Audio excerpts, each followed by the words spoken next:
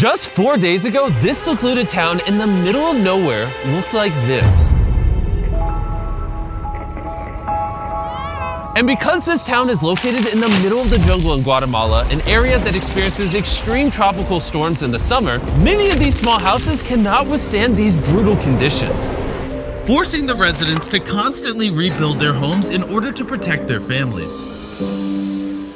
However, Guatemala City, a 4-hour car ride away, is in stark contrast to this with its upmarket infrastructure and work opportunities, a gap we really want to bridge.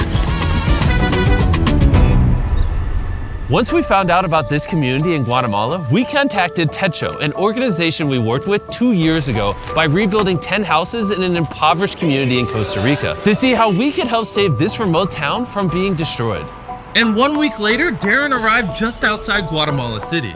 And despite its beautiful landscapes and rich culture, he soon experienced firsthand just how difficult it was to reach the small village of Chisiguan, as he had to charter a small plane to a nearby town and then still walk for miles through the thick jungle terrain.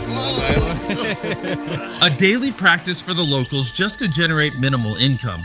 Upon his arrival, Darren met with Alberto, a father of 8 children who provides for them along with his wife Maria, by traveling for hours every day to reach the nearest city to sell fabrics where he only makes $2 per day, meaning that each one of his family has to live on roughly $1 per week. On top of this, the entire family of 10 have to share a singular bedroom. The existing houses that these people are living in are very rudimentary. The floors are made out of dirt, there's no electricity. They have to build fires inside of the houses to cook and keep warm. And on top of that, there's no way for Alberto and the rest of the community to collect fresh drinking water. Todavía llegamos a buscar aguas en los pozos, porque ahí tenemos un pocito que está ahí, pero no nos abastece por la familia que tenemos como no. It is absolutely heartbreaking to witness just how difficult it is for these people to support their families. We want to come and help this community. We want to make a big difference for them. We want to give them a more comfortable and safe environment to raise their families. And so we have got a big plan for all of the work that we are going to do over the next few days with our partner Techo.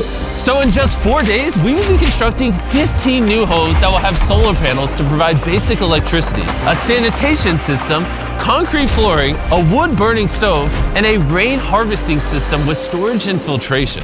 In Techo, there are almost 1.5 million volunteers who have passed through the organization. These kinds of activities can change their lives by allowing them to connect with their traditional roots and support these small communities. They help by bridging the gap between those less fortunate than themselves.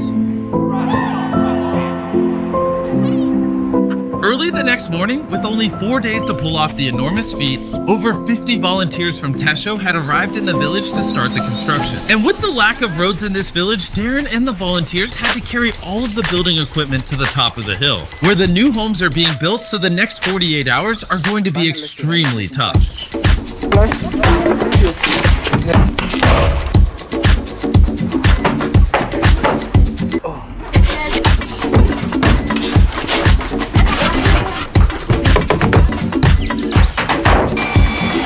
With 2 days down, they were able to finish the structures of the houses. However, with only 48 hours remaining, they still had to install all of the irrigation pipes and plumbing for the water collection system.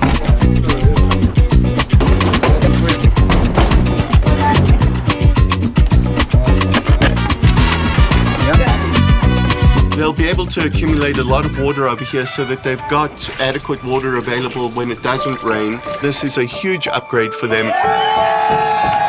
I've never doubted Darren's abilities before, but this one was touch and go.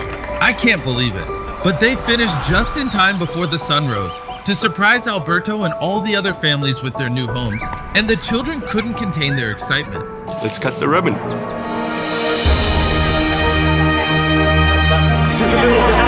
You could immediately see how excited this community was. The expressions on their faces, the excitement in their voices, and it was a beautiful experience. The gratitude that they were giving us back felt to me like more than we were giving them. They now will have more opportunities to make significantly more money, as they would have to spend less time maintaining their houses every storm. The new roads Techo built will make it easier to travel to and from neighboring communities. They have electricity, making it easier for the children to study at night. The new stoves make it easier to cook healthy food, and this will allow the community to expand and one day become a fully functional town with similar opportunities to those that live closer to the city. So Alberto and his family will never have to hike those treacherous paths again. Estamos felices con todo. Mi esposa, mis patojos grandes ya están felices. Me sentí muy contento. And beyond this, we have another big surprise for the community. But before I show you this, I want to tell you about the sponsor of this video, Dragon City. Beyond sponsoring this incredible project, Dragon City is hosting a Philanthropy Week Challenge from January 21st to 28th in-game. Players can earn points for Techo by breeding an electric parent and a flame parent dragon. And for every 50,000 points earned globally, Dragon City will donate $100 to Techo.us to help build shelters in Latin America with a total donation goal of $20,000. Also, there's a custom Mr. Beast Runner Island starting on January 24th where you can obtain all of the Mr. Beast dragons through in-game offers. But if you don't like my dragons, there's obviously thousands of more you can choose from. So don't worry, I won't get offended as long as you subscribe. Download Dragon City by clicking the link in the description or scanning this QR code right here to get a special starter pack with 15,000 food, 30,000 gold, 10 gems, and join the Beast Philanthropy Week as the Dragon Master. On top of the 15 houses we've built, we are also building a community center, which will serve as additional classrooms for the school, which currently only has 2 classrooms. The woman will also use it for training and workshops to learn new skills and to try and find other ways to get a job. The people in this village have opened up their homes, they've opened up their hearts, and they've opened up their communities to us, and we have felt that in this community. Your support on these videos mean the world to me. I hope you guys enjoyed. As always, your eyeballs watching these videos help us help people, but your finger can as well by hitting that subscribe button. So tap it right now and then let us know down below, and get mad at anyone down below that doesn't subscribe. Get mad in a nice way because we support positivity, but mad in enough of a way where they subscribe. Bye.